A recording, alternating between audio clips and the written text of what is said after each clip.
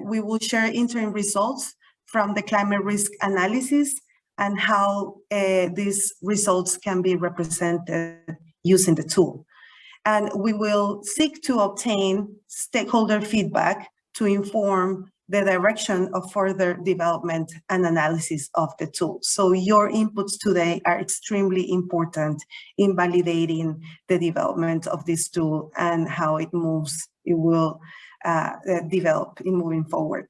I would like to make note that this session will be recorded and made available not only to the Planning Institute of Jamaica, but also for research purposes. It will not be placed publicly unless bits and pieces of the presentations will be taken out. The discussion on the breakout groups are not going to be shared publicly, although our researchers will take note of your inputs in developing further improvements. The agenda for today, we will have a high-level section in which we will be represented and welcomed by Dr. Wayne Henry, Director General for the Planning Institute of Jamaica, followed by welcome remarks from Mr. Oliver Blake, Jamaica Development Representative from the British High Commission and the Foreign Commonwealth and Development Office.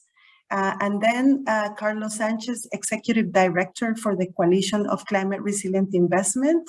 The initiative that is the umbrella under this project is being developed, and the collaboration with the government of Jamaica has been able to be established. We'll also provide welcoming remarks on behalf of the coalition and also on behalf of the Green Climate Fund. Apologies are presented for Ms. Katarzyna Lucidlio, who is the Infrastructure Sector Senior Specialist from the Green Climate Fund, who unfortunately was not able to join us today. For the rest of the day, or not the day, but the morning, we will hear about the economic impacts of disasters in Jamaica from Dr. Nicola Ranger, Chief Economist. We will hear from the climate risk analysis and results from Dr. Raga Pant from the University of Oxford and our lead risk analyst. And then Tom Russell, research software engineer, will walk us through the key attributes and design of the Jamaica Systemic Risk Assessment tool. We will have a short Q&A, and then we will go into breakout groups that have been pre-assigned. Some of you may not be assigned today, so you will be able to assign yourselves to the breakout group of your interest. And in the breakout groups, the researchers and experts will walk you through the analysis that they did specifically for each of the sectors and ask you some questions for input. We'll come back at 11, hopefully, to have a plenary discussion. Get your inputs to guide the direction of the tool. Dr. Jim Hall will again share with us next steps about the project, and James Stewart, our project lead at the Planning Institute of Jamaica, will be offering closing remarks. With that, let me just check quickly if I have been joined by Dr. Henry. Can somebody of my team members yes, confirm? I'm here, Anati. Thank you, Dr. Henry. So the floor is yours for welcome remarks. Good to see you this morning, Dr. Henry. All right, thank you so much, Anati Mills, our moderator. Mr. Oliver Blake, Jamaica Development Representative, British High Commission of the Foreign Commonwealth and Development Office, FCDO. Ms. Katarzyna Lucidlio, Infrastructure Senior Specialist of the Green Climate Fund. Carlos Sanchez, Executive Director of the Coalition of Climate Resilient Investment, CCRI. Dr. Jim Hall, Director of Research at the Environmental Change Institute, ECI, of the University of Oxford Oxford, welcome all, and thank you for taking the time to participate in this validation, the virtual validation workshop, an important milestone for the project. Allow me to extend congratulations to the project team, led by the University of Oxford and involving staff of the Planning Institute of Jamaica, PIOJ, for all the work undertaken since we launched the project back in March. I would like to especially recognize the technical and financial support of the UK government, FCDO, particularly Nicola Jens, and the Green Climate Fund, the GCF, for the confidence placed in Jamaica in choosing us to develop and pilot this systemic risk assessment tool, SRAT. We deem it a nod to our capacity as a country to mobilize sector stakeholders, provide technical assistance and technical guidance, and to take ownership of such a critical initiative, and of our desire to support a more technically sound decision-making process for infrastructure investments. The development of the systemic risk assessment tool prototype that we'll review today is just the first stage of a process towards climate resilient infrastructure development. We understand that the climate risk impacts and will continue to impact Jamaica's critical infrastructure. We accept that response is not limited to having climate predictions, but must be predicated on climate action, given the social and economic implications of climate risk.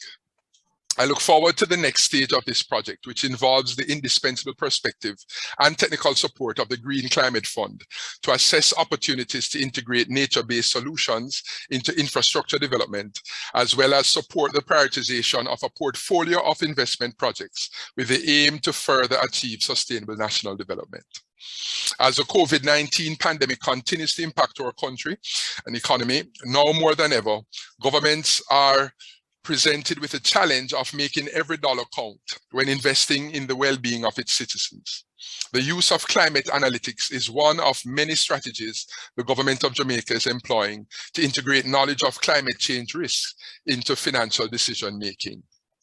In a week from now, our Prime Minister, Andrew Holness, will represent Jamaica on the world stage at the United Nations Climate Conference of the Parties, COP26, and join over 190 leaders from all over the world in discussing the challenges of climate change to advance global cooperation on combating its harmful effects. I'm sure that the work being done on this project will provide some fillip for his argument in stressing the need to improve the level of investments in improving resilience. To that end, all of you joining us today have not only directly and indirectly contributed to the development of the tool, but you also have advanced the objectives of the Coalition of the Climate Resilient Investment, CCRI, to integrate climate risk into all investment decisions. Jamaica is honored to be a part of this flagship initiative of COP26, and I thank all the sector stakeholders who have contributed with data, knowledge, and their own perspectives into making the SRAT a reality. I continue to encourage everyone to remain engaged to improve the effectiveness of the SRAT prototype as we move to the next stages of assessment and investment prioritization. Our commitment at the PIOJ is to facilitate this process, identify the best ways to make this tool available for interested organizations, and continue our work in integrating climate resilience into development planning. Thank you very much, and I wish you all for a successful workshop. Thank you, Dr. Henry, for your kind words and for your warm welcoming, especially for this group today. I would like to also invite Mr. Oliver Blake from the British High Commission to bring his welcoming remarks. Mr. Blake, we're happy to host you today. Welcome. Thank you, Anita. Let me just check I've got my video working all right.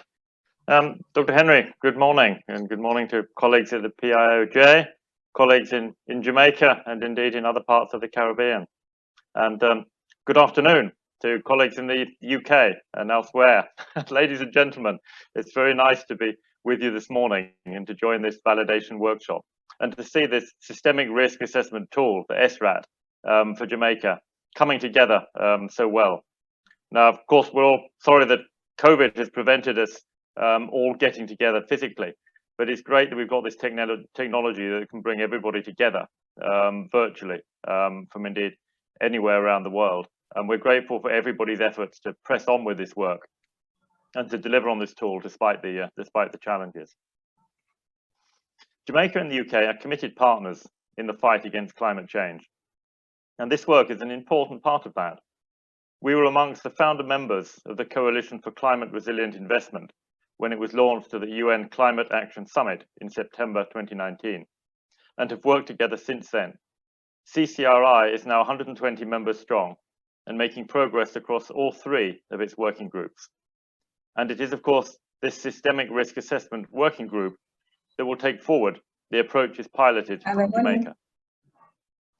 We're grateful for Jamaica's enthusiasm to participate and for the strong support shown at all levels, up to and including Prime Minister Holness. Very pleased that a strong delegation from Jamaica will be at COP, representing not only the case for Jamaica, but for the wider case for small island developing states in the Caribbean at this important conference. We're looking forward to this particular piece of work being showcased by Minister Charles and the CCRI and the Oxford teams at the COP itself. It's an important step forward, and I'm sure there'll be a lot of interest as we demonstrate how to prioritise potential physical climate risk hotspots in key sectors, where the cost of potential failure would be highest, and the impact and value of intervention the highest. This is a model for resilience building for the wider Caribbean, and indeed elsewhere in the world. CCRI delivers through collaboration, private and public sector members working together to find solutions to the technical challenges of climate risk management. The involvement of the Green Climate Fund in this work, building on risk identification with nature-based solutions for resilience, is a wonderful example of this. So I'm looking forward to hearing more. I'm fairly new still in Jamaica and the Caribbean, having arrived only within the last couple of months. So finding out about this work, indeed it's very impressive to see this work that's been going forward to tackle these challenges of this region. So we look forward to seeing the fruits of this work, strengthening Jamaica's resilience to climate change in the years to come, and to coming back from COP and seeing how we can take everything forward, all the commitments reached, we expect to be reached at COP, which are hugely important for Jamaica and the region. So thank you very much. Thank you so much, Mr. Blake, and apologies for a couple of interruptions there. I kindly ask our colleagues to keep your mics muted. We have decided to keep the feature on so everybody can participate when the time comes. Mr. Blake, apologies for that, but nevertheless, we were able to capture your message and feel very excited that our Prime Minister and also our Minister of Environment, our Minister of Finance, and our Minister of Foreign Affairs will be joining the Prime Minister in the UK, in Scotland. So it's quite an exciting delegation and quite an important time. So we definitely welcome and are grateful for your remarks this morning. I mentioned that unfortunately our Ms. Rusilo from the Green Climate Fund is not joining us today. So I will ask our colleague Carlos Sanchez, our esteemed friend from the Coalition of Climate Resilient Investment, to offer his welcoming remarks from both organizations. Annette, thank you so very much, and very good morning to Kingston. Absolutely wonderful to be with you today, and really, in a way, let's say, celebrating this very important milestone behind which there is a ton of effort, support, and shared enthusiasm. So let me start with that. Very big thanks to all of you, and in the right order, Dr. Henry, truly sincere thanks, because emanating from you, there's been an incredible leadership and support, and we always say that is absolutely crucial. So both you, Minister Charles, but then James, Claire, May, it's an absolutely stellar team that the government of Jamaica has put in place, and we cannot be more thankful. I must recognize that we knew that, and I recall that call that we had maybe close to 100 days ago, and back then we realized how you are the best partner to have in anything that is 100-meter or 100-day effort. So Jamaica is always a very reliable partner. It's absolutely wonderful. We got let's say it's not about getting first, but really you're showing true leadership in this space. And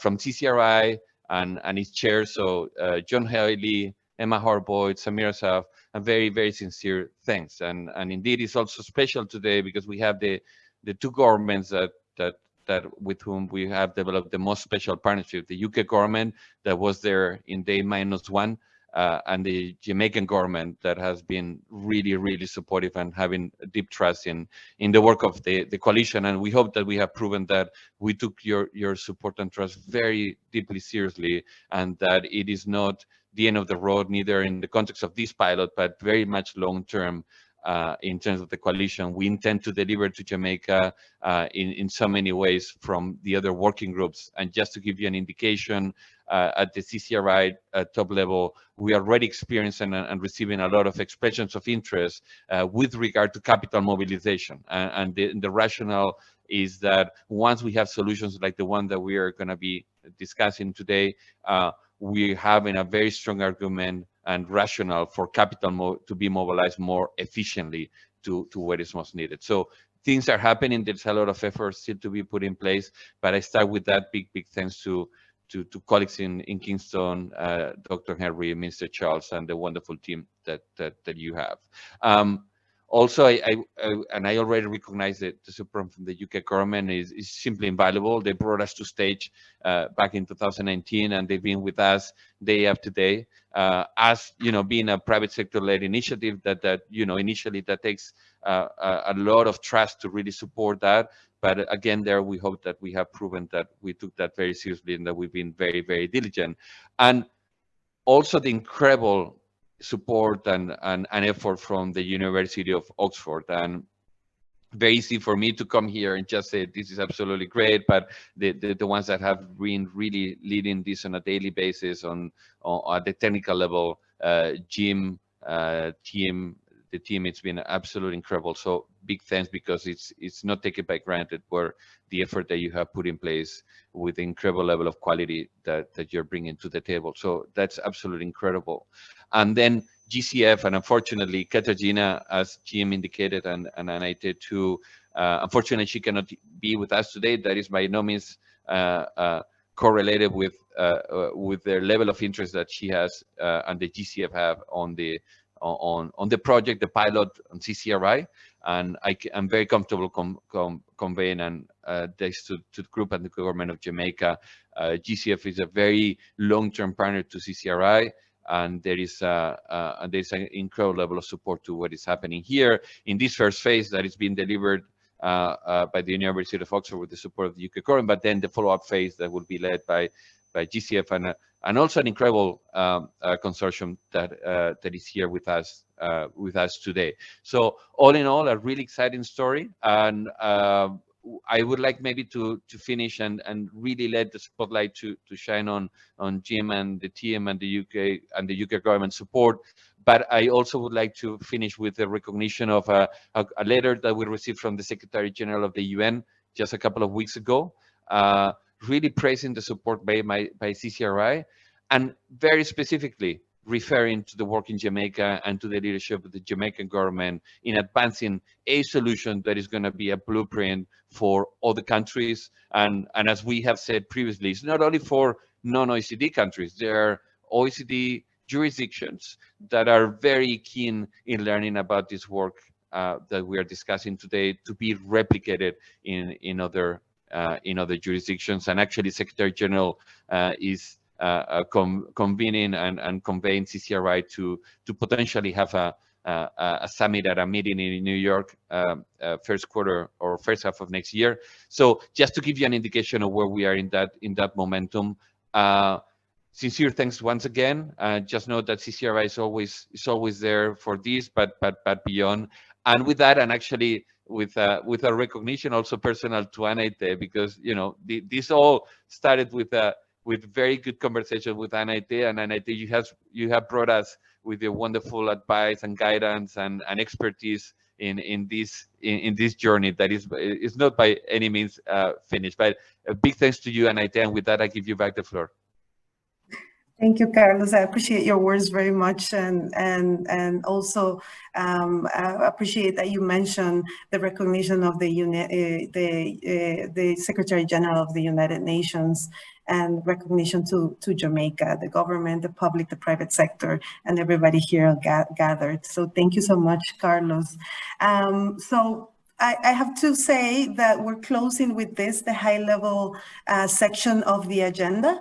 And I thank you all, our high-level representatives, Dr. Henry, Mr. Blake, Carlos Sanchez, for your welcoming remarks and for setting the scene for what we hope it will be a very successful workshop. I neglected to mention that we have a session, a first session led by Dr. Jim Hall, a Director of Research at the University of Oxford, who's going to take us very quickly through the project overview, the tasks, where are we in the tasks, and tell us a little bit of insights about the project development. Great teams, full of good leadership, and Dr. Hall has not only been a great mentor to the entire group, not only at the University of Oxford, but at the PIOJ. We keep learning every day. I say that I would like to get an honorary PhD on climate risk, and it's a treat to have Dr. Hall to lead us into the development of these two. Dr. Hall, the floor is yours. Thank you very much indeed, Anate, and good morning to everyone in Jamaica. It's fantastic to have you all with us. I'm seeing that we've got more than 100 people taking part, which is exciting. And this is a great time for this project, in that we've made very significant progress, as we'll be showing you today. We've pulled together the systemic risk analysis, and we'll be demonstrating that and seeking to get your feedback. This is still work in progress, and so it's really important that we do consult now.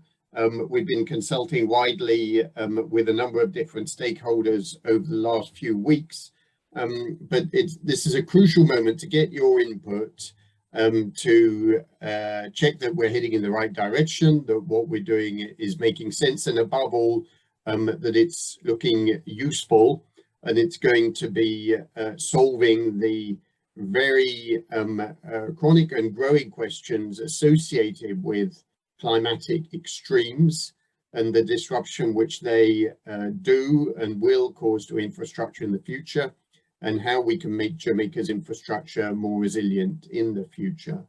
Before I go any further, first of all, I must really say enormous thanks to the entire group of organizations and people who've been involved up to this point. Not only the team that's delivering this project in both Oxford and Jamaica, and I must particularly acknowledge Anate, Edson, Ardith, who are doing an incredible job in Jamaica, partnering very closely with us at a time when we can't actually travel. But also really acknowledge the much wider cooperation that we've had from a whole range of organizations in Jamaica and around the world, including CCRI and GCF. Let me just check that my slides are displaying okay. Is that in presentation mode? Yes, Dr. Hall, and just to mention to everybody that we have shared a link for a collaborative screen pad, so everybody can take notes. So please click on the link and feel free to take notes live while you talk and everybody is making presentations. Thank you, Dr. Hall. Okay, brilliant. Thanks, Anate, and we'll make another reminder about that live pad as we go along.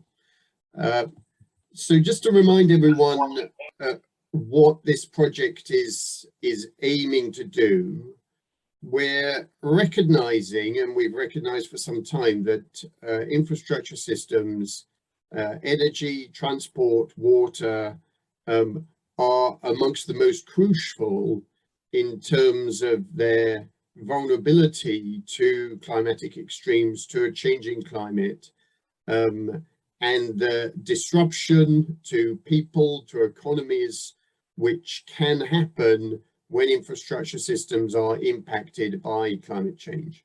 And what's more, infrastructure systems are doubly important because when one makes a decision, an investment decision, a planning decision, a design decision, that then locks in vulnerability to climatic extremes, sometimes for decades to come, because infrastructure is so long-lived. Of course, around the world, including in Jamaica, there's lots of expertise already about making decisions for infrastructure planning. But as the impacts of climate change are felt more, we're recognizing how those impacts propagate systemically through infrastructure networks, leading to wider scale disruption for economies and people. And so that's pushing up the need to take a systems approach and to use systems analysis to properly identify what the risks to infrastructure systems are, and then how we can prioritize investments and plans going forwards in order to ensure more resilient infrastructure. Dr. And Hall, also to, yeah, go ahead. apologies for the interruption. Some of our attendees are mentioning that you have your presentation on next slide mode, and if you can swap it to full presentation mode, will help everybody see the whole screen. Apologies for that. That was no problem. Inadvertent. There we go. How's that? Perfect. Thank you. Yeah. So the final point I wanted to make, just as we're reminding ourselves about the aim of this project, is that by analyzing climate risks, and you're going to see quite a bit of climate risk analysis today, possibly more than you might like to, that provides us a way of understanding the physical climate risk to investments, by turning an uncertainty into a risk that helps to reassure investors, and it helps us in the future to align investment with the needs of adaptation. And that goal of adaptation aligned investment is very much at the forefront of many people's thinking as we rapidly approach COP26, and it's really relevant to the challenges that Jamaica and other small island states are facing. So our project was structured in the following way, and where the milestone we've got to today is to show you a version of the infrastructure systems analysis across transport, energy and water networks, and also to share and get feedback on the systemic risk analysis tool that we're developing, which will contain all of the data and the decision support which this tool is aimed to deliver.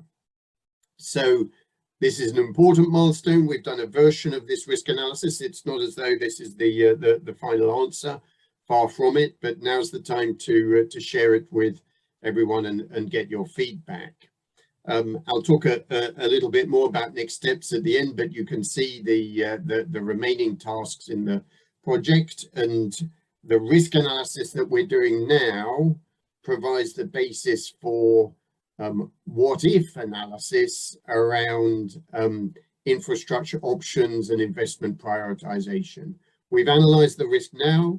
We're analyzing what the risk is going to be in a changed climate. The next question is, if we were to strengthen infrastructure or in other ways increase its resilience, possibly with nature-based solutions, then where would we target our resources and what are the most appropriate investments? And then at the same time, we've had a continuous process of stakeholder engagement, and we're increasingly looking towards knowledge transfer, knowledge exchange, and capacity building. And also, as Carlos has already mentioned, recognizing the transferability of this tool and the possibility of scaling it up to other jurisdictions, first in the Caribbean and elsewhere around the world. I just wanted to say another word about the stakeholder engagement and capacity building element before we go further, because for I think the majority of you at this meeting, I'm pleased to say that this is not the first time that you've heard from us, in the sense that we've adopted a continuous approach to consultation and engagement. We've had many meetings with PIOJ and our project advisory group.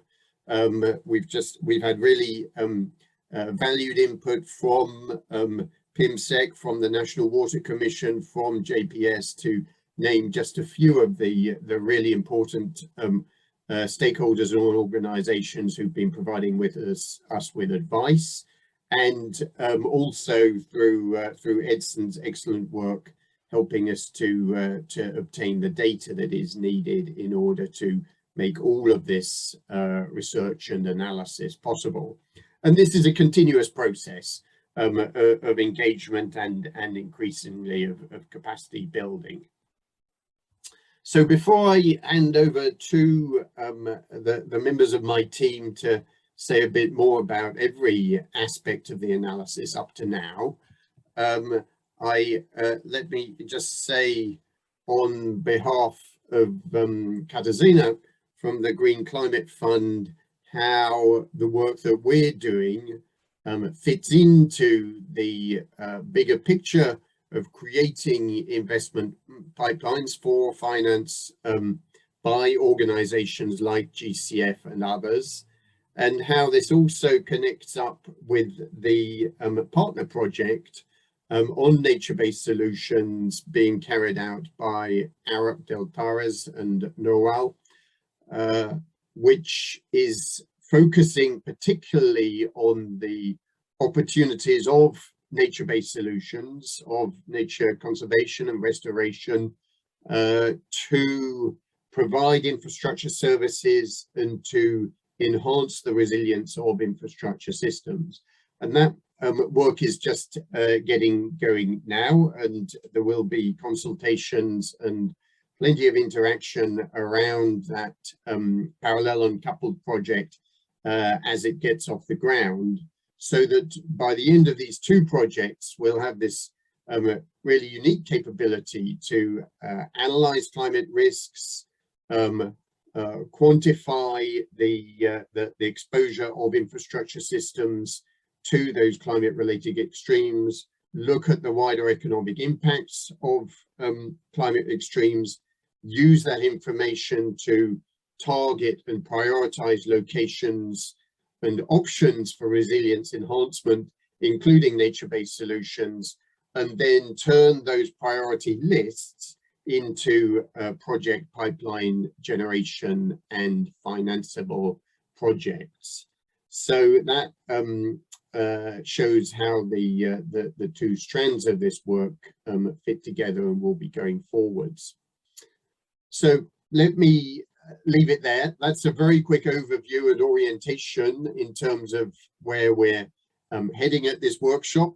And I'll now hand back to Anate to navigate us through the various contributions from our team. All right, thank you, Dr. Hall. And let me just take a quick moment here just to walk our participants through our tool. So you have all been, everybody got a link through the chat to what we call a Framapad.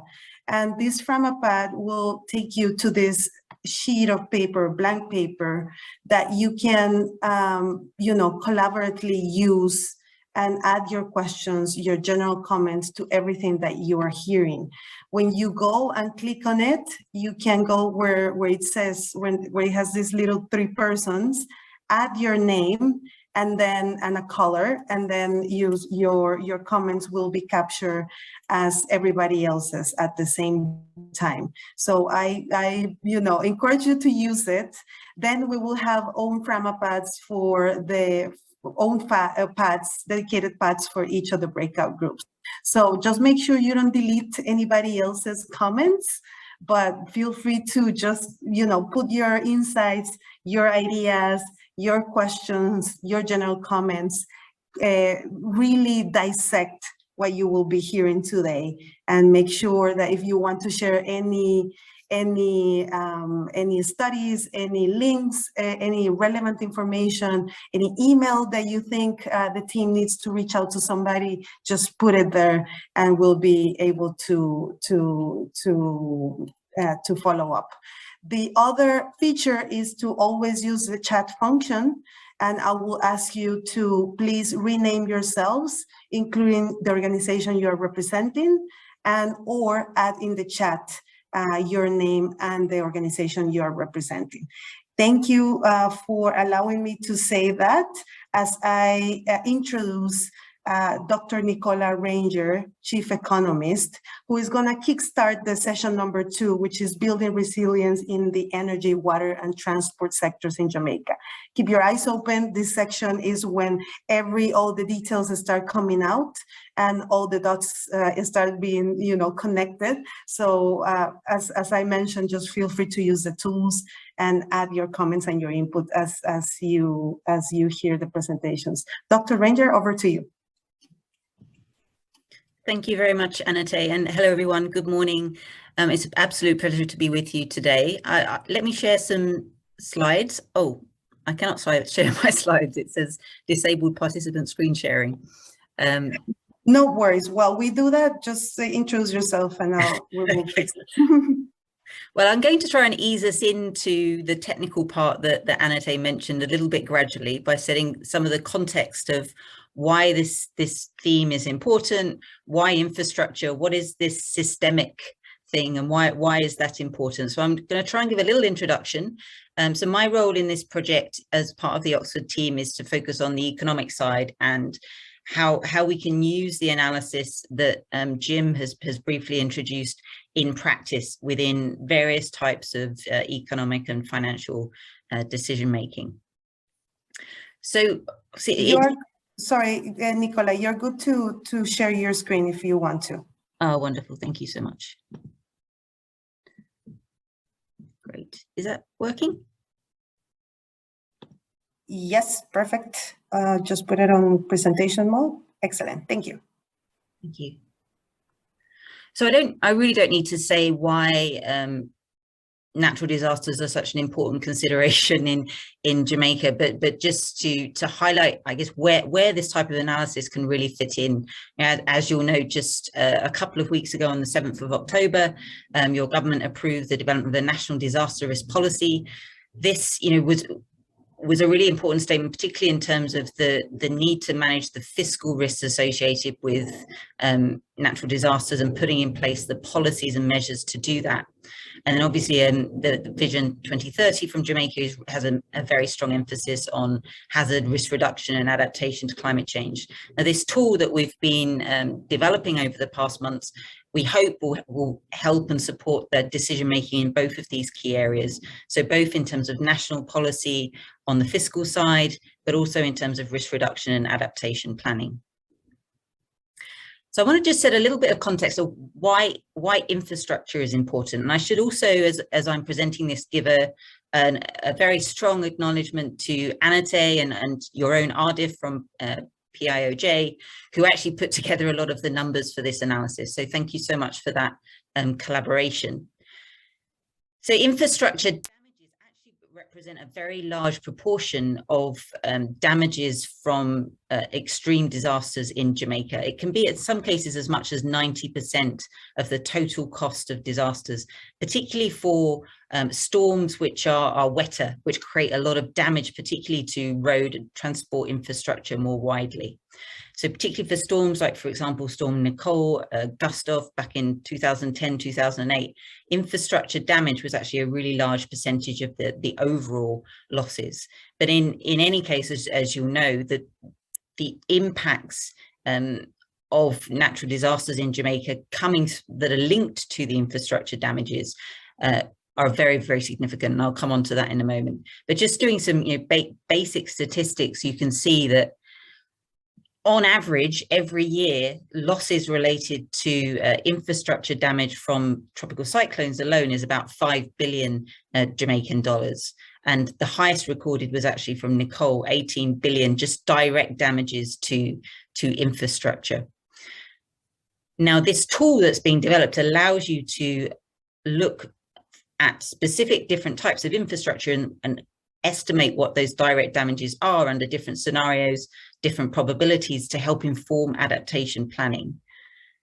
But more importantly, what this tool does that isn't available elsewhere is it allows you to understand these sort of systems level risks. Now, to explain why that's important, so if you can imagine damage to infrastructure itself, so damage to power networks, roads, water infrastructure, that leads to a disruption of services, but that then has knock-on effects throughout the economy. So it causes business interruption, it causes supply chain interruption, it causes damages to critical services like schools and education, as well as wider social impacts. And that itself can have a really amplified cascading economic impact, which is can be much bigger than the initial direct damage to that infrastructure. And this is one of the reasons why protecting infrastructure and adapting infrastructure is so important, particularly as part of climate change adaptation. Now, also the infrastructure damages also have a big effect on the government itself in terms of its own balance sheet, but also in terms of the private sector in Jamaica as well. So while firms are rebuilding after disasters, they're not investing in growth and employment, and that can actually again cause a longer term impact on economic growth. So this tool that we're developing tries to capture these wider impacts, and that's really important because when it comes to assessing the benefits of adaptation, if we don't take these into account, then we're missing a large part of that benefit of adaptation, and I'll talk about that a bit more in a moment. But to give you some illustrations of the types of damages, and obviously you will know this extremely well, but for example, Tropical Cyclone Nicole in 2010 was associated with very high levels of rainfall, direct damages to infrastructure of about 18 billion, but actually the indirect loss associated with that, so this is from the own disaster assessments of PIOJ, was about 28 billion. So customers were without water and energy for about up to 10 days, outages to about 45% of the population in terms of power. So very, very large impacts. The other example I pulled out here is Ivan in 2004, led to very wide disruption to roads, which created disruption to cargo traffic across the country of about 3 to 5 days, disruption to the airport, disruptions to telecoms. So all of these impacts are creating both a short-term but also a longer-term economic impact for Jamaica. And it's really important that we capture these impacts when we're starting to look at how to prioritize different types of adaptation and investment in protecting growth in the future. Now, just to give some examples then of what this type of analysis can be used for. So firstly, on the adaptation and resilience investment side. So on risk reduction, this is about identifying those high priority infrastructure that needs strengthening.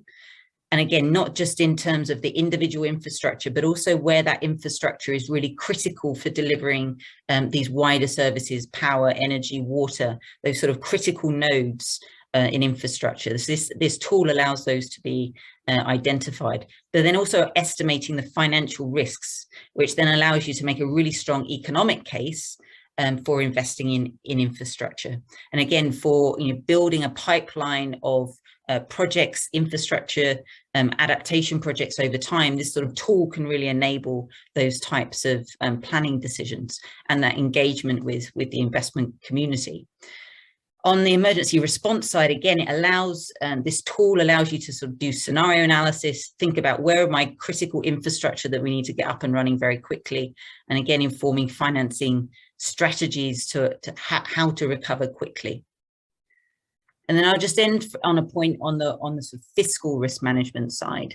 So one of the interesting things that we saw when we delved into some of the data was how much of this infrastructure, the recovery costs, are being borne by the public sector. So it's a very large proportion, as shown here in this graph, is being borne by the public sector itself. And that means there's quite a significant contingent liability sitting on the government's balance sheet linked to infrastructure. Now, again, these types of analytics can be used to look at how can you better manage that. So, for example, by investing in public assets insurance. So which infrastructure should you protect?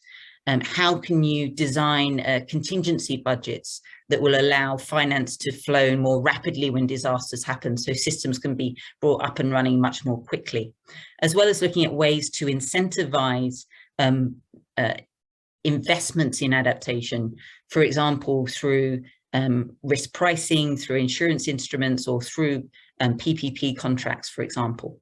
So this is just some examples of the types of things that can be explored with this sort of tool, and why this sort of tool is necessary, and the benefits for adaptation planning. And I'll pause there. Thank you.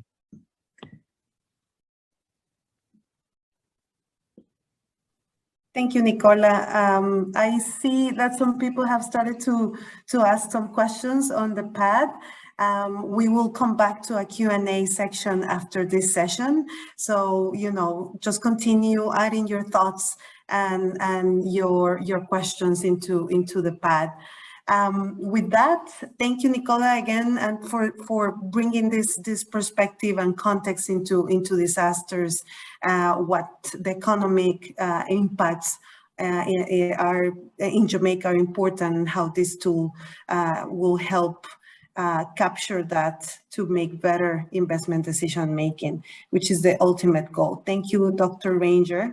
And I would like to now invite Dr. Raga Pant, lead risk analyst, who's gonna walk us through the climate risk analysis and results, which everybody has had a little bit of insights and they know a little bit about it, but it's important to see how your data and the data of different organizations have been put to use. So Dr. Pant, you're welcome to join us.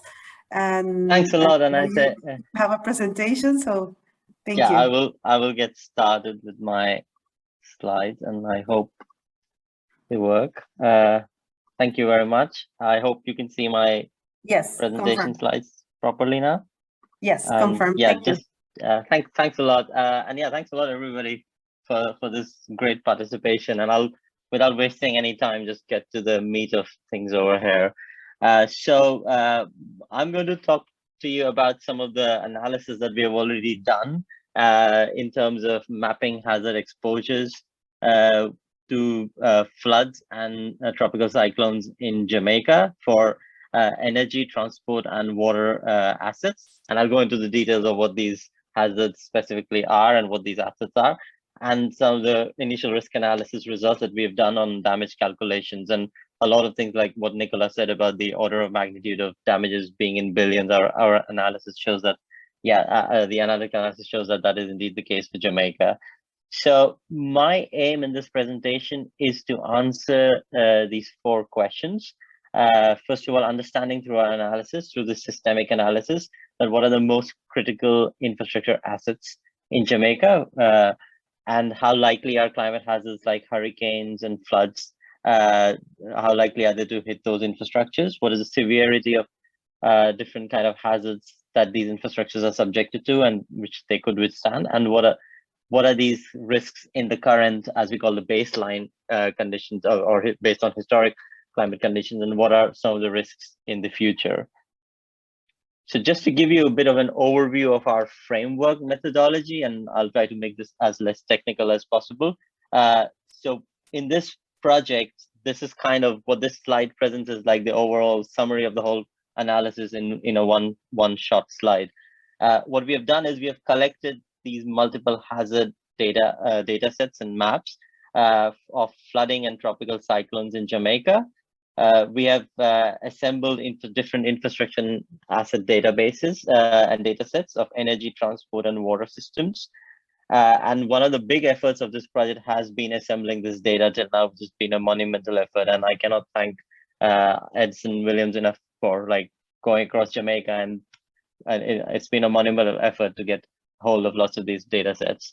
And once we have assembled all these data sets, the analysis that we have done at present is, in the first instance, is understanding what is the intersection of hazards and different infrastructure assets. For example, over here, if you see just an overlay of a coastal flood map with roads in Jamaica, and you can easily from this start identifying which roads and which bridges on roads will be exposed to different levels of flooding. And then we do a calculation of estimating for a given level of flooding. We have these well expert curated and kind of well-known cost damage ratio curves, or they're known as hazard damage curves as well, which give you some information of given a certain level of hazard intensity. For example, 50 centimeters of flooding might result in some asset being damaged by 20% of its value. So this is a very well known, these curves are very well known, used in the insurance industry and in damage calculations. And using all this information, we do different damage calculations for every infrastructure asset. We do these calculations for every infrastructure asset across every hazard in Jamaica, and we create these damage versus the hazard exceedance probability curves, and we can assume we can estimate some sort of annual estimate of damage. Something like what would be like, as Nicola says, Storm Nicole has produced an 18 billion estimate of damage. Another storm has produced 13 billion. So our model tells us what is the average annual estimate of damage. And one of the things about this analysis is that we are estimating also this at the asset level. So we can create these type of different criticality hotspot maps to help identify the locations of the assets and identify the levels of risks at these assets. So just to give you an overview of the data which we have collected, and this has been a monumental effort till now, we are looking at fluvial and pluvial flooding. We are looking at coastal flooding or due to storm surge, and we are looking at tropical cyclones. My colleague Olivia, who will give more details in the water sector present breakout session, is also looking at droughts, which are very specific to water assets. And for all these different hazards, especially the fluvial, the flooding and the cyclone hazards, we have these different return period maps, which give you the exceedance probability of the probability of a particular event happening in any given year. We have these different hazards. They are extracted, or they are obtained from different global models. But they have decent spatial resolution. For example, 30-meter grid spatial resolution in case of fluvial and pluvial flooding, which is quite fine-grained and gives us very good estimates of location-specific hazards. And then things like cyclones are, of course, very coarse and coarse-grained. We look at different climate scenarios, as you see over here. They are governed by different IPCC determined representative concentration pathways, or RCPs. An RCP mainly tells you how the progression of emissions into this century will take place. For example, an RCP 2.6 means that we will all be very responsible and lower our emissions within this decade itself. And by the end of century, global mean temperatures will remain below 2 degrees centigrade. RCP 4.5 is a more drastic scenario, which says like emissions will only start decreasing by 2040s, and global mean temperatures will fluctuate at the end of the century will be between 1.7 or as high as 3.2 centigrades. And RCP 8.5 is the most kind of dramatic scenario, which says like everything will just go out of order. So we are trying to test. We have got the model outputs for these different scenarios. Under these different scenarios, how will these flood outcomes change, and how will they affect infrastructure risks? And I'll show you a little snapshots of those results. Then when it comes to the asset information for Jamaica, which has been a monumental effort collecting all this information, we have assembled what we believe is a very comprehensive infrastructure asset data set of energy, transport, and water assets in Jamaica, which covers most of the asset base within a given infrastructure sector, and it is quite exhaustive. We have individual sessions on these sectors, which if you're interested, you can join, and we are going to discuss these data sets in more detail. But what this table gives you is a snapshot of all the asset information and the richness of that information that has been collected, and what different kind of asset attributes that we have collected, not just in terms of just locations and connectivity of assets which we have built, but also attributes such as what is the population that a certain, say, a water asset or an electricity asset is serving, what is the class of a road, what is the kind of a road surface, what are the different damage costs and reopening costs of different roads, for example, or damage costs in general of assets that we have collected, and what are different capacities, or what are different kind of usages and information. And we're working with all of this. Some of this information is still being collected, especially usage information, and in terms of understanding wider economic impacts of assets. But when it comes to direct damage calculations, most of these estimates we have collected, and we have done this initial analysis that we are presenting today.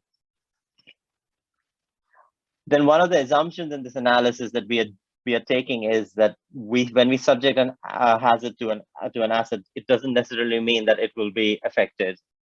So we have looked at the literature, we have looked at reports from Jamaica and other parts of the world, and we've tried to see which kind of assets are exposed to different kinds of hazards and what are the kind of damages that may be sustained. For example, we assume that in Jamaica, generations and power plants and substations mostly are hazard prone to flooding and tropical cyclones, except solar and wind plants, which evidence suggests they have been designed to very high standards.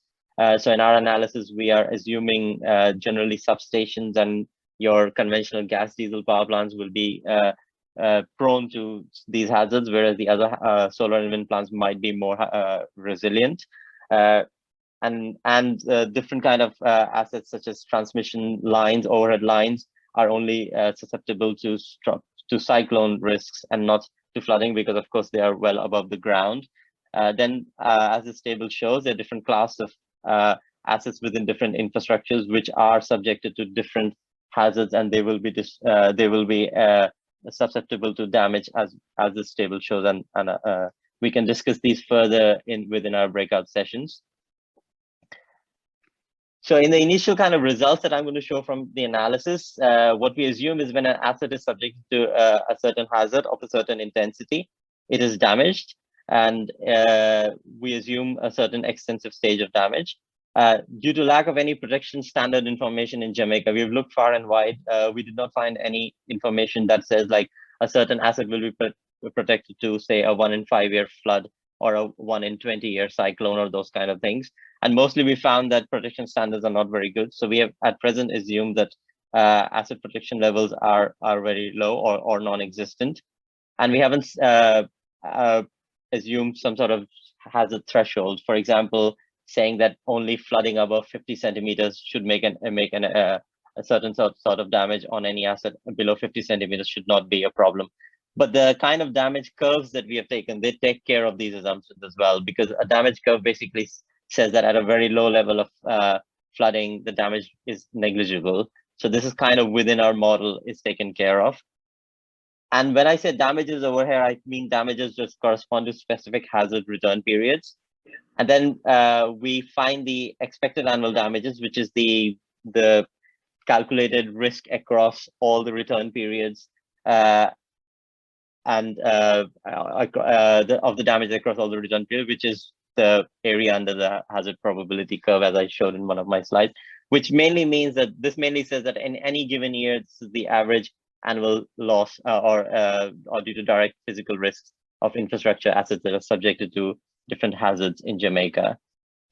So for example, doing an estimation of all the baseline climate risks, not looking into the future, but looking at what is the baseline model assumptions that model outputs that are being set for baseline hazards.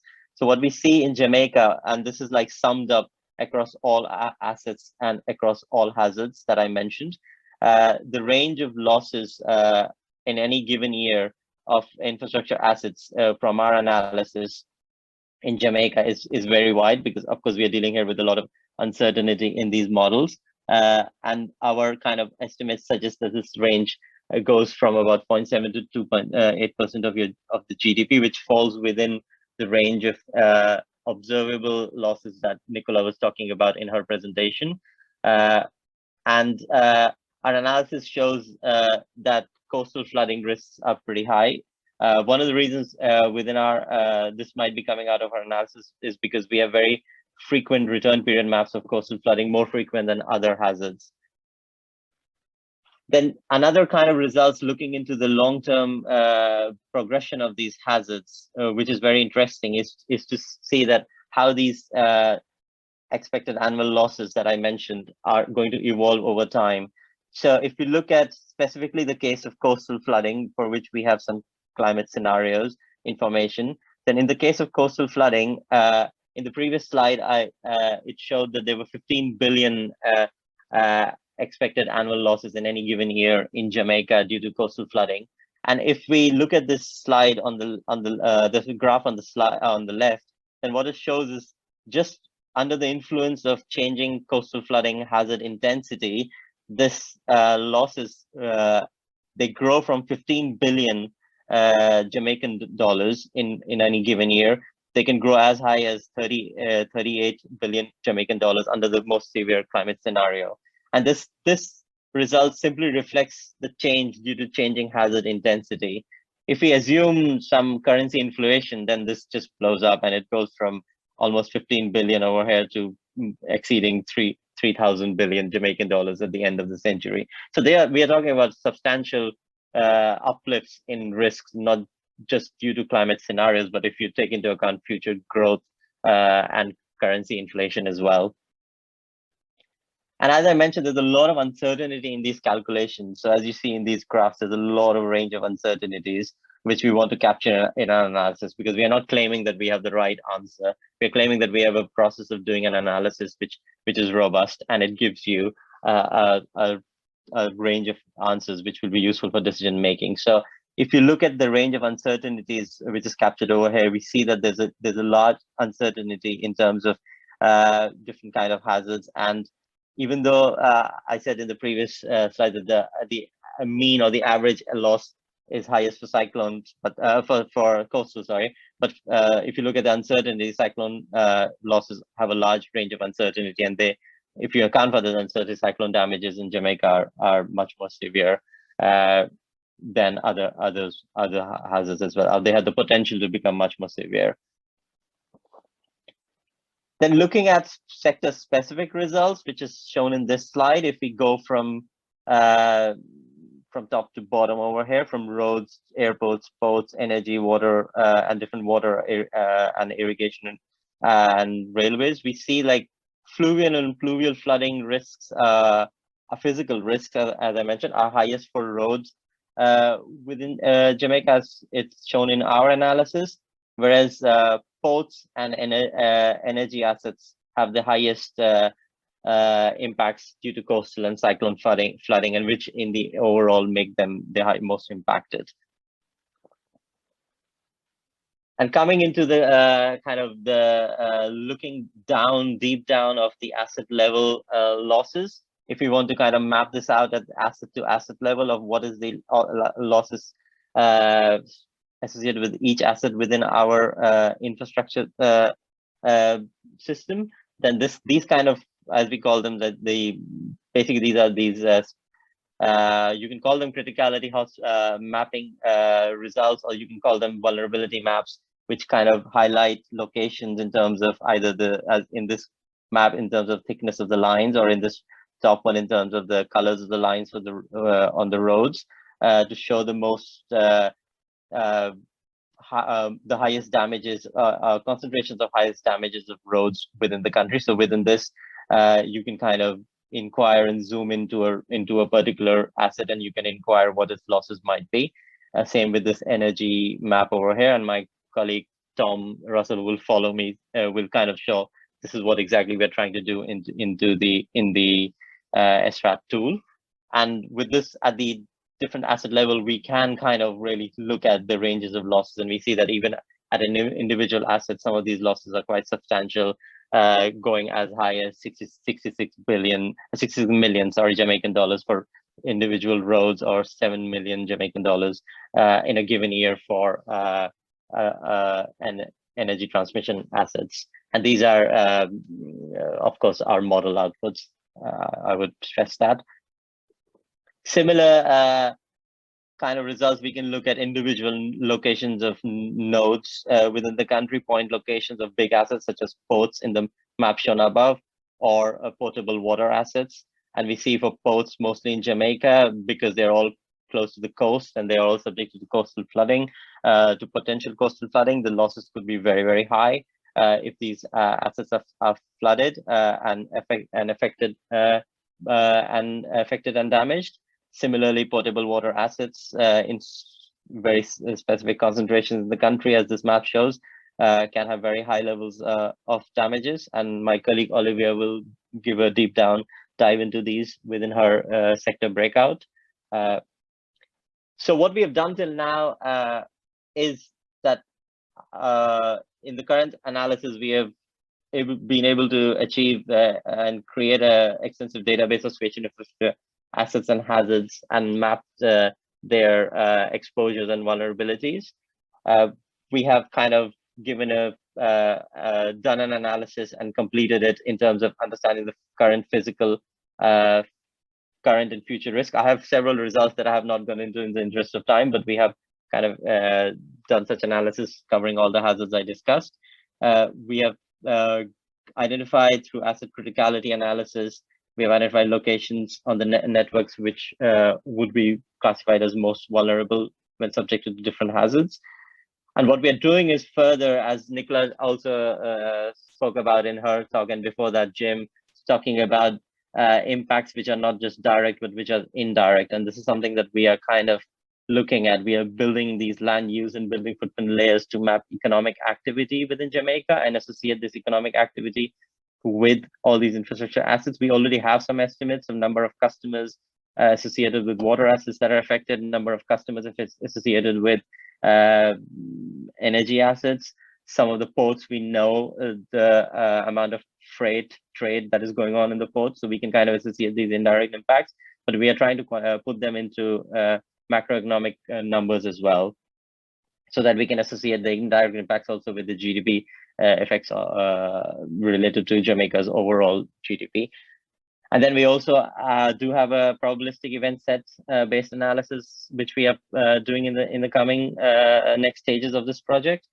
And yeah, as has been discussed, one of the next steps, of course, is to kind of integrate adaptation options and the cost analysis, specifically nature-based solutions, which my colleague Robin will cover in her breakout session, and look at how this kind of risk analysis will help in understanding investment needs and spatial prioritization of investments. So I think with that, this is where I stop, and thank you very much for listening. And yeah, Anaite, back to you. Yes, thank you. Thank you, Dr. Pant. And I have started to see very, very good comments and questions on the pad. So Raghav, I will encourage you to go through those comments and through the chat, and you know, start looking at what questions you may tackle in the Q&A section. I note that a lot of people say, well, you know, waste sector was not included.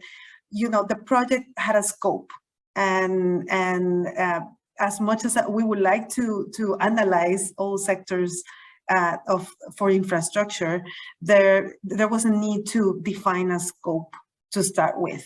However, the tool is something that can be used in other sectors as we move along. The idea is for this to become really a tool of the government of Jamaica that can be used you know, with a extended scope. There's also some questions about forestry, about, you know, the forest cover. So I will encourage you to some of the participants to join the nature-based solutions breakout group. our expert Robin Haggis will take us through her methodology to look into the assessment of natural capital. So with that, we go to the meat of the matter also, which is Tom Russell with the presentation of the key attributes and design of the tool, and we will have a little interactive, show of how this tool looks live. So stay with me, and thank you for being so active on the comments and the chat section. We'll continue that. I hope we continue that way. So Tom, over to you.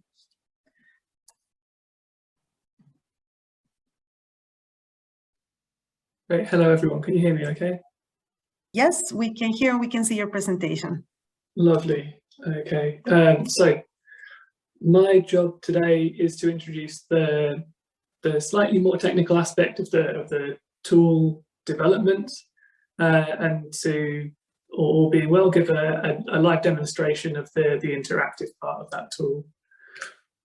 So yeah, outline of what I want to talk about. First up, how we envision the tool being used, then to walk you through the sort of the design outline. So the three pieces that are key to this that have already been mentioned, but the data that's been collected and curated, processed, prepared for the analysis, the analysis tool that underlies everything that Raghav's just spoken about, and then the visualization tool that lets us explore and interact with the data sets and the results. Moving swiftly on to next steps within this project and an opportunity for discussion. So how could the tool be used? This is a very compressed sense of what we think we're providing. So we're working very closely with PIOJ, with a number of members of the team embedded inside PIOJ for the government of Jamaica. All the code we're developing is open source. Even as it's being developed, it's openly available to you and other interested parties. Data, on the other hand, is shared under specific agreements by the various stakeholders involved, and that's handled very separately and very securely. There's a chance that the tool may be interesting to private sector or financial institutions, and we're open to sort of the wider stakeholder engagement and further discussions there.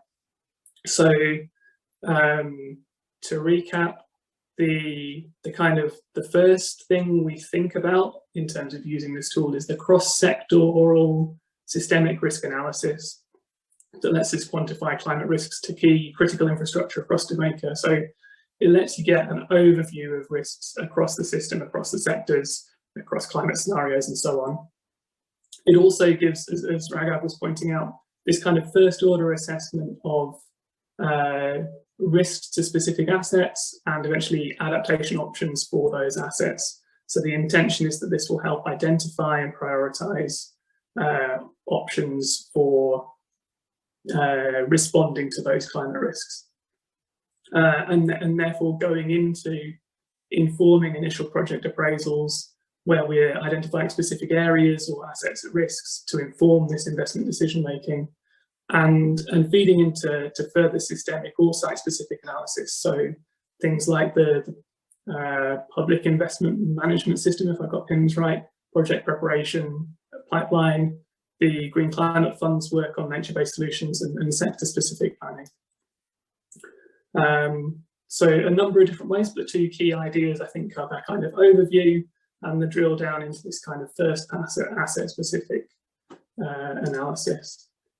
So 3 slides on one on data, just to emphasize from a technical perspective, we've done a decent amount of work bringing together a lot of different data formats and putting them all into tidy, well collected, standardized packages, and we sort of re-provide that input data in a standardized way as part of the tool, and then the results data, which gives the asset level results first at the level of detail at which we're modeling, and then a number of summaries and statistics and aggregations across scenarios, sectors and time periods, as Raghav started to present.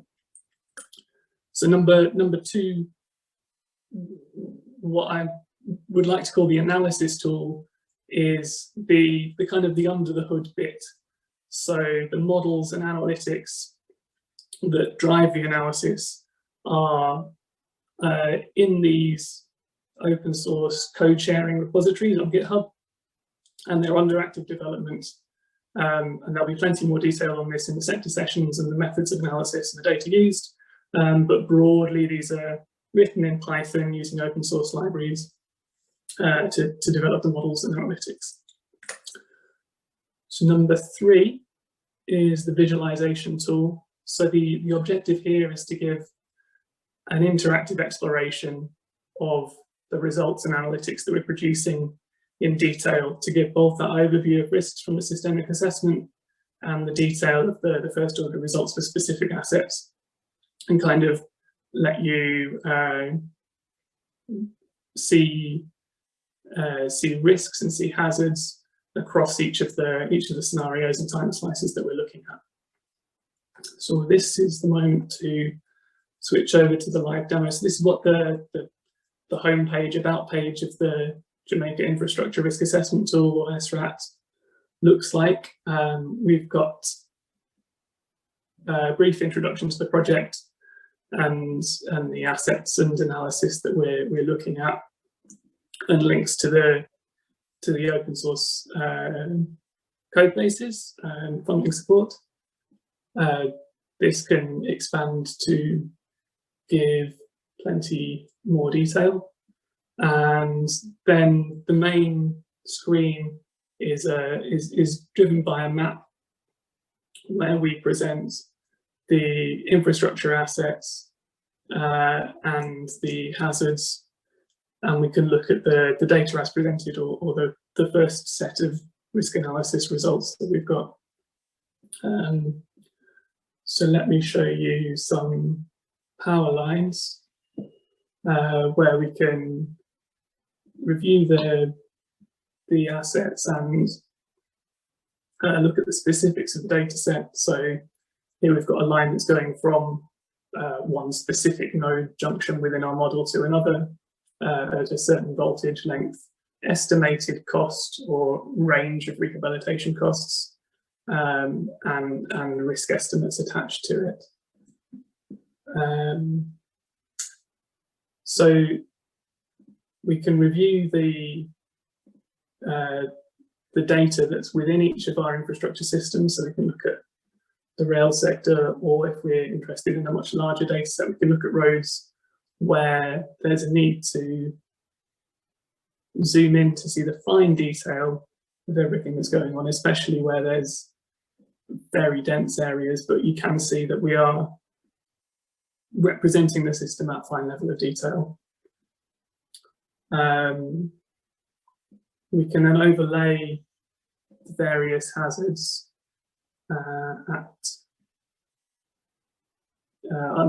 so you can visually inspect the intersections of assets and hazards. And if we flip across to direct damages, then we can see it starts to get a little noisy. So you can flick off the hazard underneath and zoom back out to get that assessment of, here the darker lines are rows with higher assessed risks, or higher expected annual damages. And you can zoom out to get an impression of that across all of Jamaica, or click for details on specific roads, road links, and in detail the specific hazards that are affecting that road within our analysis. So here, looking at river flooding, if I deselect the road, we can flick across to surface flooding where the pattern's different, or coastal flooding where we should see details of, let me show you a good example.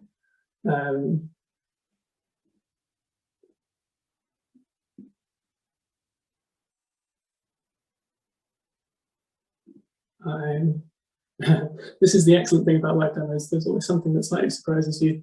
So I was expecting to show you direct damages to or expected damages to coastal assets, but that I'll move on from that demonstration. Similarly with ports and airports, there's a smaller number here, but we can zoom in to see the areas as affected by the different hazards. Here, where we're looking at a port which is actually exposed to a significant swathe of different hazards across the system. Okay, I think that's covered everything briefly in live demo, so I'll come back to my presentation and touch on next steps. So as Raga mentioned, we're going to come back to indirect damages, linking to population and economic activity. We've also got the event set-based hazard analysis to come back to, where we should be able to get better estimates of the tail risk to the different infrastructure systems.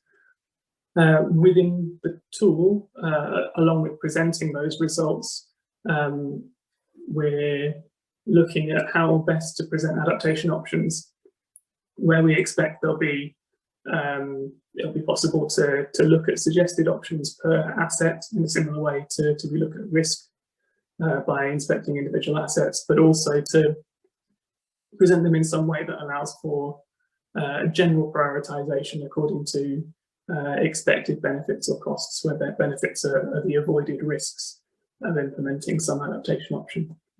We'll also move into identifying potential nature-based solutions and using, accessing and deploying the tool. I've got some notes for discussion, but we can get more into this as questions arise. I wanted to open out the discussion into whether you could, but ask fairly openly whether you could tell us more how this can be basically made most usable and useful. That's me. Thank you very much. Anna, back to you. Thank you, Tom. I don't know, but I feel excited to see the tool live. I'm probably assuming that a lot of people here, they would like to put their hands into the tool and work it around. Just a reminder that the tool is still in prototype stage, and the importance of this workshop today is for you all to look at how it's looking and give us a very general insights on how you see the tool looking. Is it, does it look friendly to you, user friendly to you? Is it clear how we are representing damages and vulnerable areas?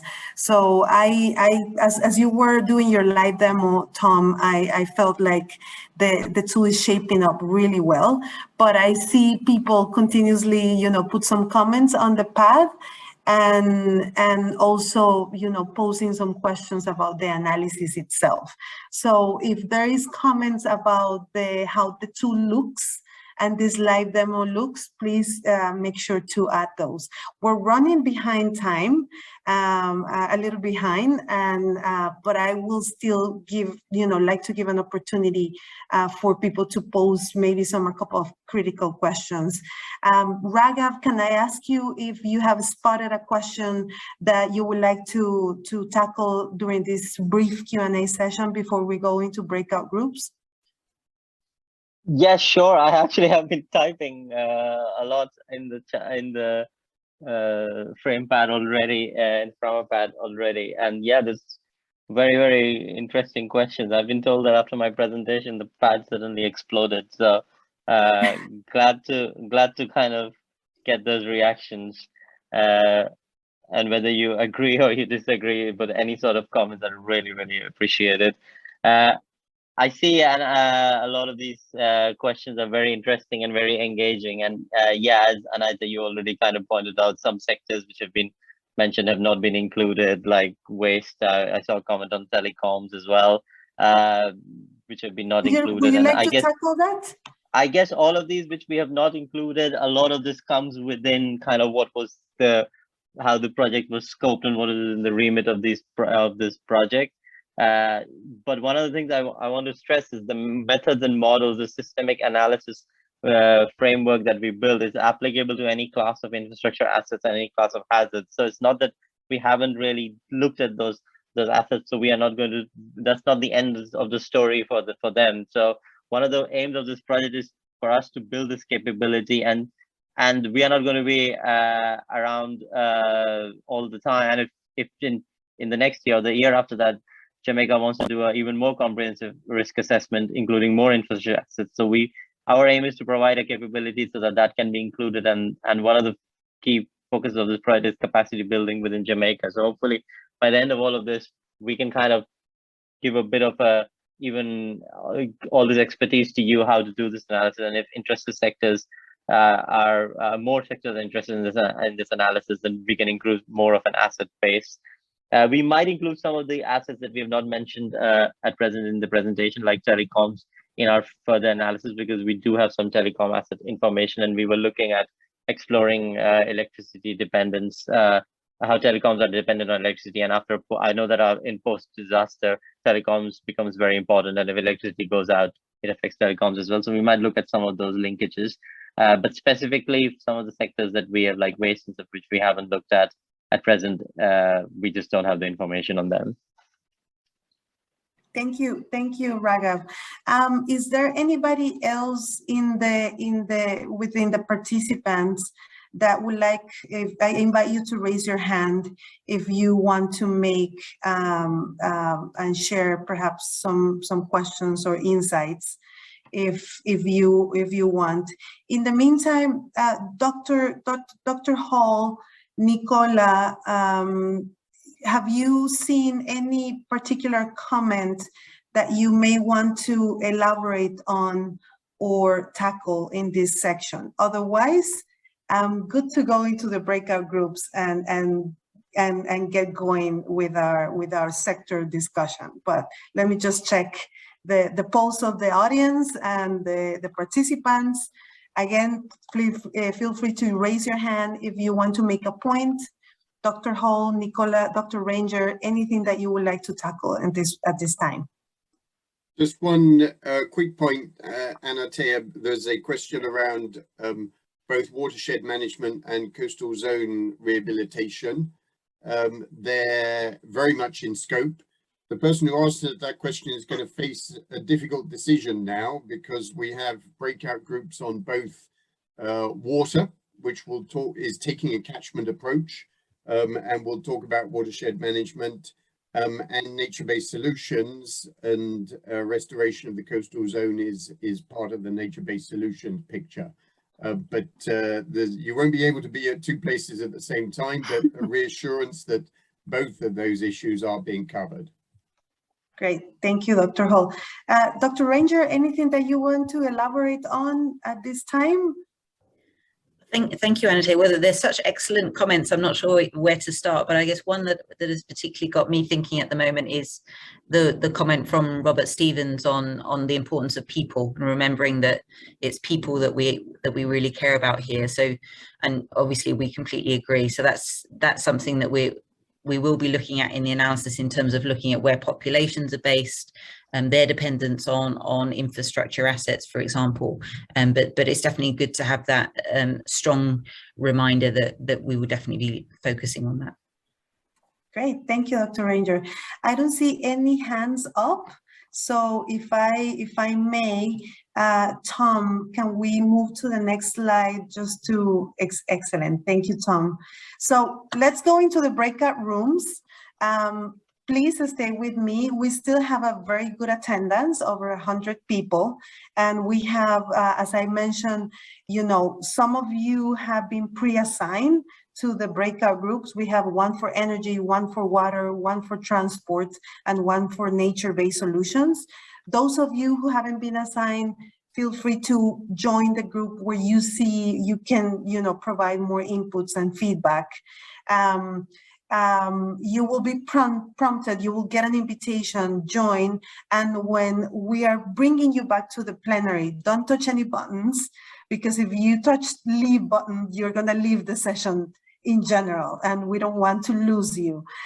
So each breakout session has a moderator, has a short presentation on the analysis specifically to that sector, and the methodologies into that sector. Feel free to interrupt, intervene, use your pad. There's different pads for each of those breakout sessions. So at the start of the pad, you'll see different links for energy, water, transport, nature-based solutions. Go into those pads and continue putting your comments, your questions, and your feedback. So in the case that you don't get to talk during the breakout rooms, at least we are able to capture your feedback. Then we're gonna bring you back, have a discussion, a plenary when we put our heads together, and then we're gonna touch on next steps and close. Stay with me and stay engaged. And thank you so far, everyone, for your comments. So I think with that, we're ready to launch into our breakout rooms, and I'll see you there. Okay, we always run out of time. This is definitely challenging. Welcome back, everybody, to the plenary. We're a few minutes shy away from closing the workshop. So thank you, everyone, for staying with us and for staying engaged during the breakout groups. Unfortunately, once again, we have run out of time, but we encourage you to continue using the pads to include your comments and your questions. And we will also, I will ask my colleagues to put their emails on the chat. So if you want to follow up on anything, we will continue following up. We will come again to you for sure. And then we will also share the presentation so you can also see it at your own pace and at your own time. So back to the plenary, I would like to quickly touch base on each of the groups. And let me start perhaps with Olivia. Let me put a hold on Olivia, because that's actually that's actually me. But let me start with perhaps Aman and the energy team. And Aman, would you like to share with us a little bit of the high level, points that were made during the breakout session? Yeah, thanks, Adaptate. Thanks everyone who contributed in the energy group as well. That was a very useful discussion. So yeah, we discussed the energy model that's been created, as well as the tool.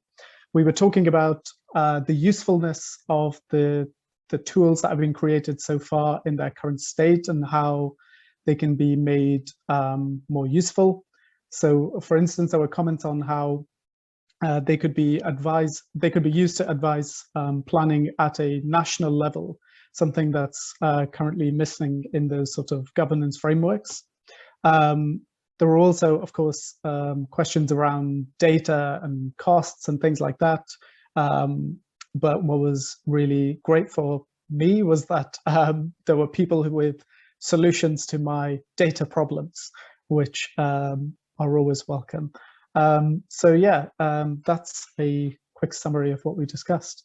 Thanks again, Great, everyone. thank you, Aman. We don't want you to have data problems. And in Jamaica, we do have a lot of rich data, and projects and initiatives are ongoing. It's just a matter of knowing where to look. So I'm glad you had you could get some leads for more data. Jasper, can I move on to you and transport? I know you and Edson were added with notes. Yes, thank you, Anita. Yes, we similar as Aman said, we had a nice deep dive into the risk analysis of the transport sector, and we're able to discuss the four different parts of the transport sector in a bit more detail, which raise some of the issues and the assumptions we had to make because of data, and we're hoping that this would maybe stimulate some discussion after this session to maybe find some data that can refine our estimates. We're also lucky that we had a very great discussion about costs and adaptation, especially for the road network. and engineering standards that actually exist and that the NWA is willing to share with us. So that would be a very big step for the transport risk analysis. So that's, but yeah, good news from our discussion group. Great, good to hear that there was a positive outcome.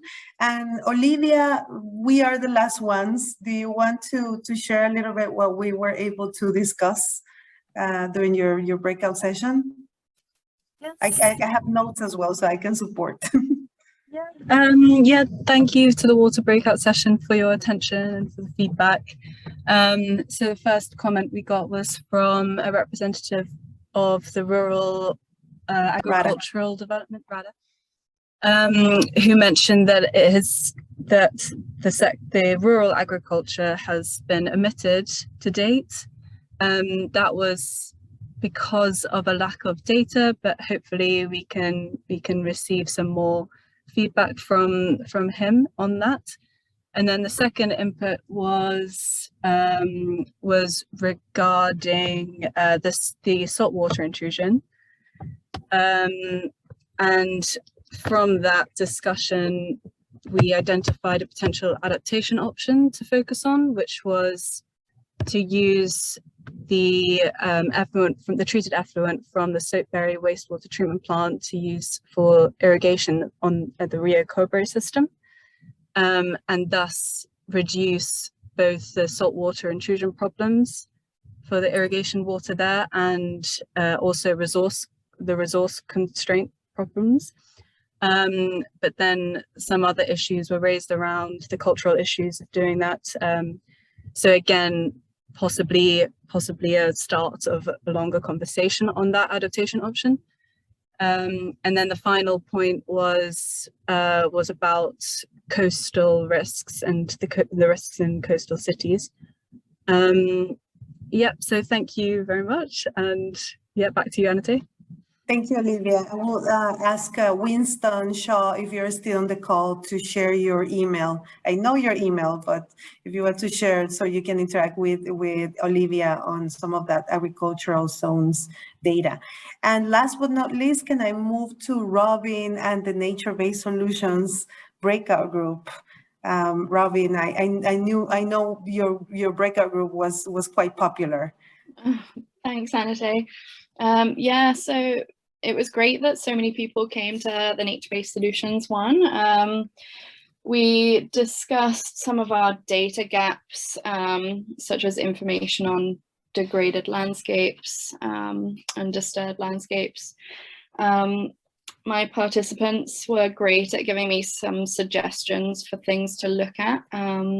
Guinea grass was mentioned, and they mentioned that climate smart agriculture has been used particularly on steeper slopes, which has had positive impacts on watershed protection and management, which is definitely interesting for our analysis of surface water runoff and soil erosion. So I'll be pursuing that. Also, I can see people have put in the chat discussion on constructed wetlands, which is interesting for aspects such as water quality. And there's still ongoing discussions in the chats. That's great that we will continue to pursue this offline. And also had some very good feedback on our geospatial maps of the current natural assets and also the protected areas, which means that I'll be able to look at that in more detail next week. So great, thank you. Thank you. Thank you, Robin. So if I can ask all our participants to react and give me a thumbs up if you think the group is going on the right track in the development of the tool. Use your function just to give us a thumbs up and validate where we're going. Thank you, Natania, for the thumbs up, David and everybody. Thank you. So with that, can I invite Dr. Hall and Carlos Sanchez as well to walk us through maybe some next steps and as we close. Thank you very much indeed, Anate. And I was able to switch between all of the breakout groups and dip into the conversation, which was fascinating. as ever, in some senses reassuring, in some senses quite daunting as well. So reassuring in terms of the level of kind of engagement and the fact that we're dealing with very real challenges and coming up with an approach which I think people are recognizing and identifying. Lots of questions, as we had in the early plenary session, around the scope of what we're doing and the extent to which we're capturing the full complexity of these systems. And of course, in a model like this, there's a limitation to how much complexity one can contain. But as Raghav was suggesting previously, this provides us with a framework which can be built upon within Jamaica to gradually build up this systems perspective. Clearly, we've made a lot of progress, but there's a long way to go. And I did sense a good level and a reassuring level of recognition of the benefits of bringing all of this information together within one tool in which one can overlay, see interactions, and look at things geospatially and into future scenarios. It was also reassuring that we had lots of further offers of information which will help to fill some of the gaps. We've worked furiously, especially with Edson's help, on collecting data. Great to have some further opportunities to fill our data gaps. And that really takes us to our next steps. We've arrived and succeeded, and I should congratulate all of the team again in getting the results to this stage. It represents a huge achievement, really, to be able to plot out these estimates of climate-related risks to infrastructure across Jamaica and an aggregate scale.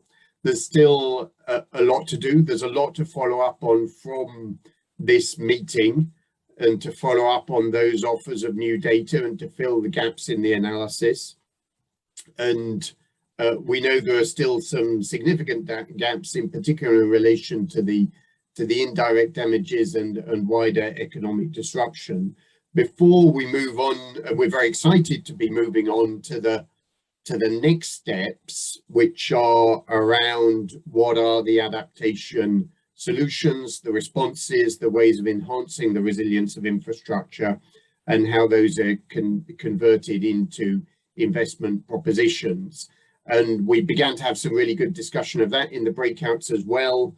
We're formulating the lists of adaptation options, pulling together some data on costs, and there was some discussion on that, I was pleased to hear as well, on standards.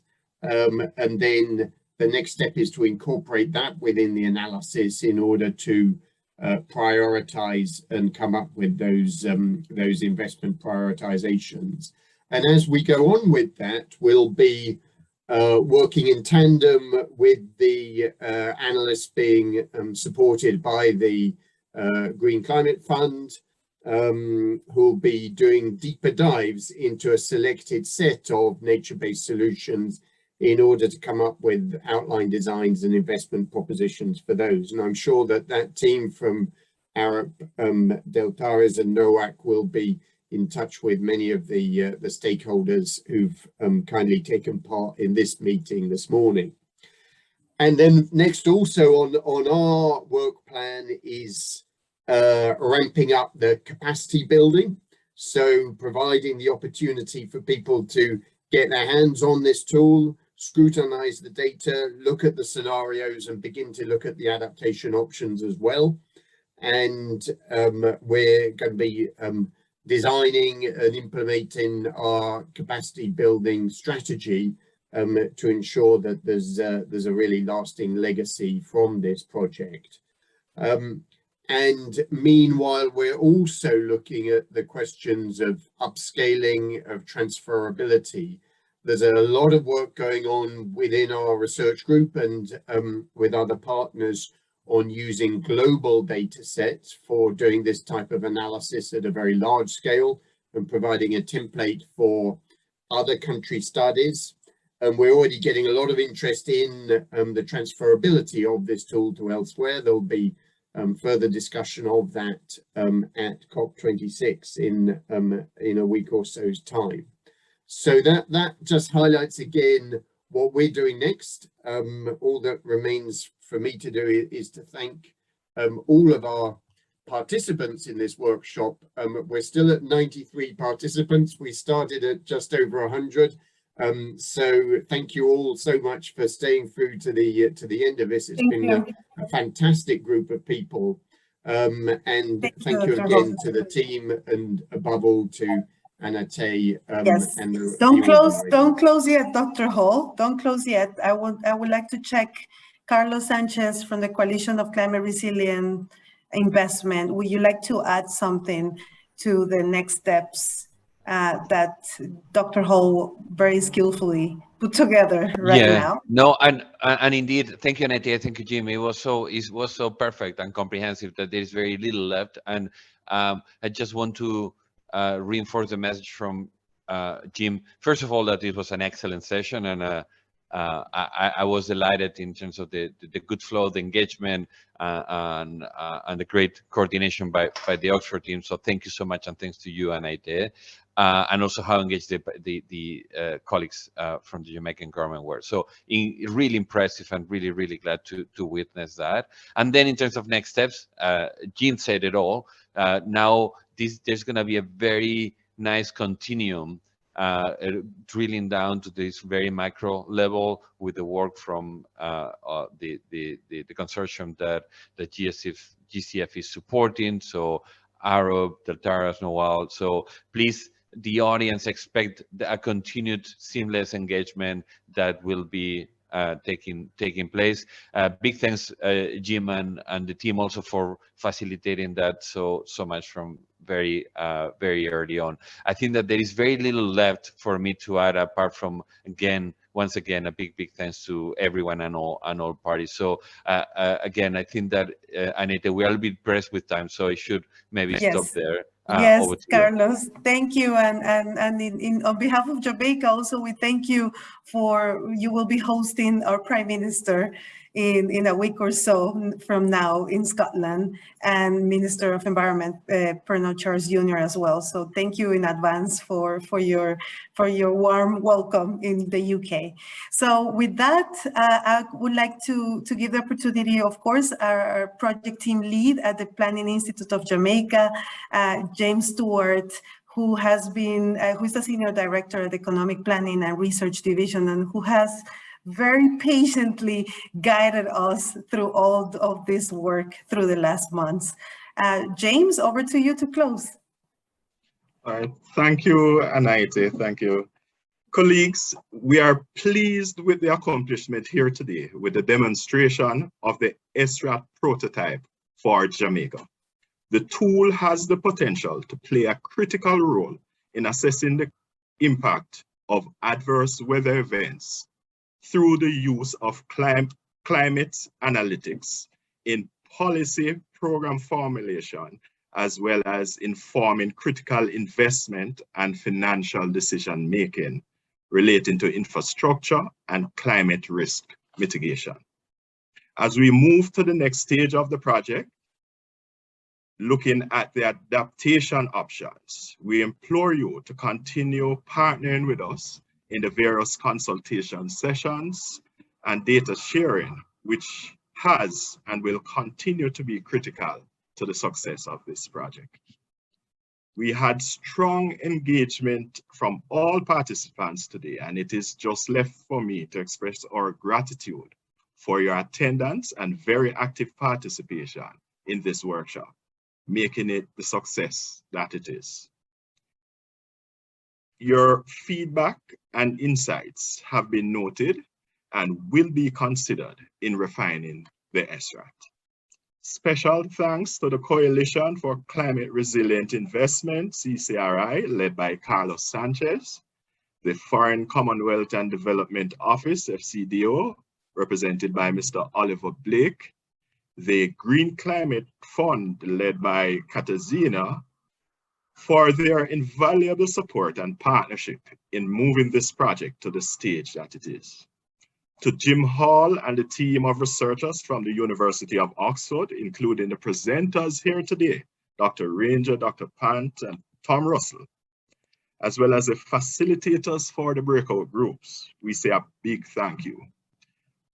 Finally, to our local partners, the Climate Change Division led by Una May and her team, and our moderator today, and in-country liaison, Anite Mills. Thank you for all your efforts. We look forward to our continued collaboration in advancing Jamaica's national development.